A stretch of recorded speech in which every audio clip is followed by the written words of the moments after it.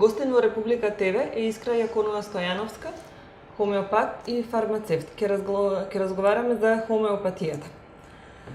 Господјо Стојановска, како би го коментирале новиот закон за комплементарна и алтернативна медицина кој веќе е во собраниска процедура и во која влегува и хомеопатијата? Законот за комплементарна и алтернативна медицина, значи е во завршна процедура, треба да излезе во службен везник како дефинитивна постапка и сме благодарни дека ете и Македонија влезе во светските рамки на хомеопатијата, во рамки на усвојување на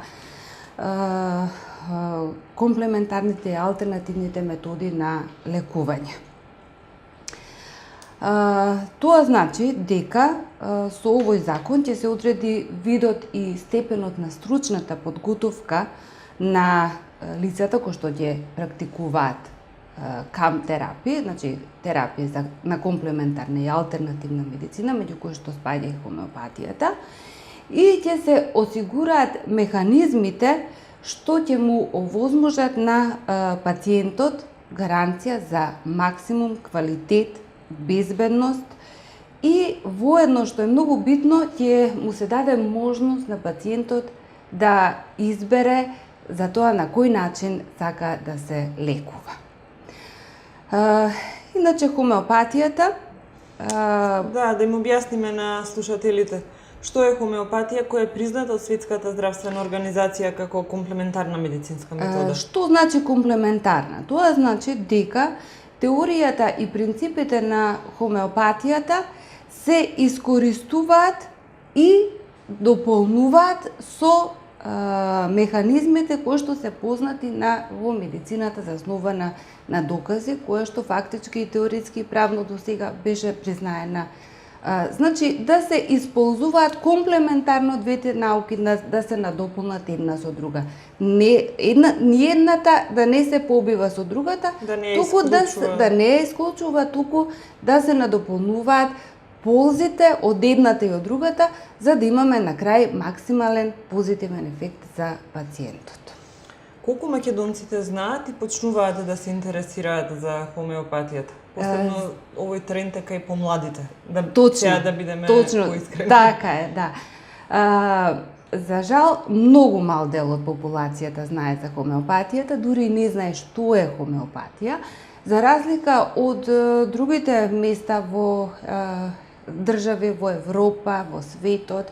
Во Европа е многу позната во Германија, во земјата во која што е настанала, во Англија, во Франција, во Америка се ползува, во Индија исто така. И за разлика од тие земји каде што најнормално ги има хомеопатските лекови во аптека и си ги бараат пациентите како сите други лекарства, моментално се уште не ја искористуваат таа можност да можат да си ги побарат затоа што не знаат. И затоа е убаво емисии од ваков тип или презентации како информативни текстови преку медиите да станат достапни за пошироката популација, меѓутоа и за стручната јавност, за да може да знаат пациентите што све имаат на располагање.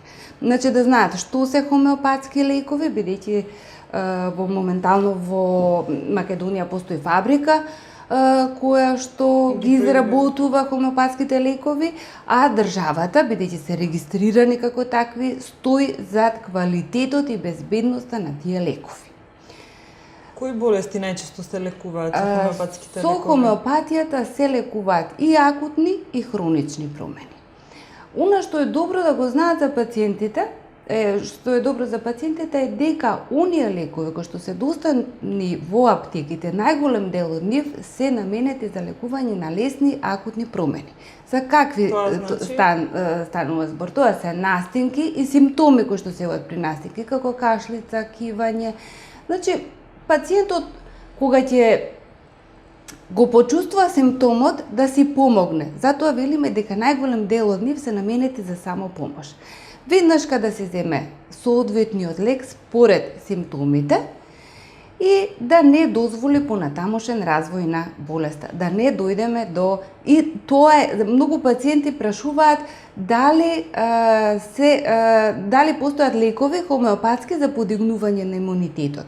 Значи не постојат такви лекови како што имаме во класичната медицина за подигнување на имунитетот, туку самиот лек тогаш се зима лекот кога ќе се појави симптомот, а самите преку основните принципи на хомеопатијата фактички на тој начин действува што на природен начин го подигнуваат имунитетот. Какво е вашето искуство со Да ви кажам, јас имам многу долго искуство, прво собствена. Значи, долги години работен стаж во класичната медицина, во фармацијата и можам да кажам дека на почетокот сите се скептични. Дали нештото ќе делува, меѓутоа кога ќе видат пациентите дека навистина има ефект и за многу краток временски период, дека нема несакани ефекти после тоа, после тоа наредниот симптом кога се јавува, тие веќе прво помислуваат на хомеопатски лекови. Значи, прво за собственото искуство, кажам, за искуството на мојата фамилија, па откако ќе го видиме како дејства нештото, тогаш се осмелуваме да нели го препорачуваме и на други, па после и на пациенти. Лековите најчесто делуваат само овие хомеопатски лекови за акутните и болести. Хроничните промени, тие се пред се класичната хомеопатија се осврнува на хроничните промени. Тие се предмет на хомеопатско интервју, кое што се води од страна на хомеопат.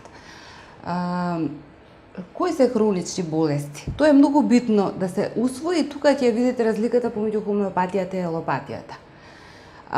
Хроничните болести се оние кои што се развиваат постепено, меѓутоа често незабележливо и постепено го разоруваат организмот.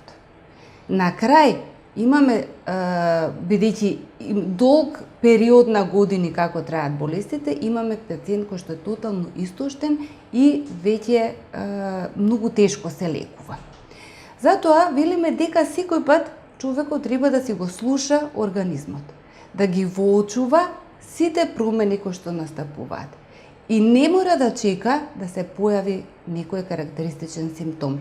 Едноставно, кога ќе се почувствува дека не е добро, кога ќе се обрати на пример кај хомеопатското интервју што е разлика, он ќе каже не се чувствувам добро и хомеопатот со интервју доаѓа до тригер факторот кој што допринел фактички до промена на неговата здравствена состојба.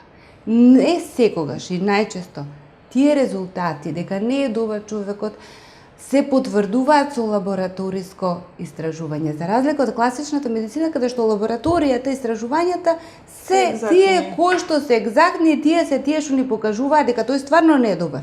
Меѓутоа, некој пат, најчесто тоа психогени фактори, пациентот навистина не е добар и тој ќе рече и преку интервју хомеопатот треба да дојде до тоа зошто он стварно не е добар. Значи, што е тоа зошто он се почувствувал дека не е добар.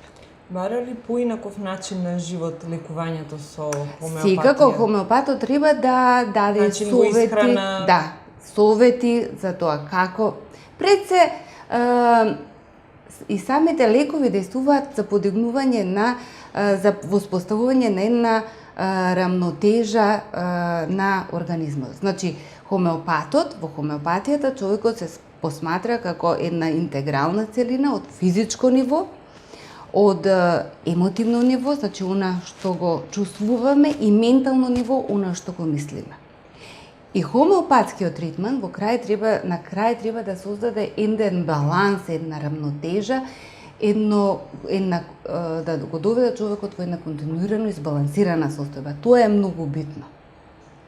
Значи, со самиот хомеопатски третман он ќе се почувствува дека едноставно добро се чувствува.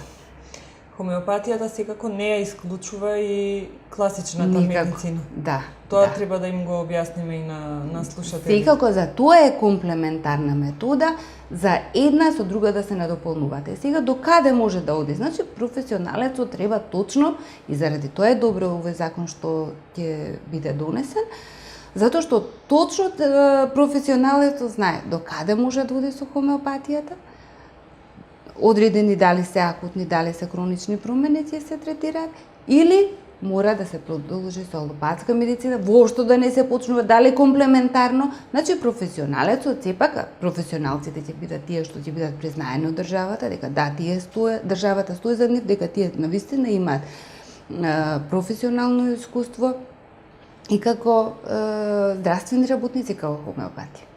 Ви благодарам за гостувањето во Република ТВ. Ви благодарам и вам.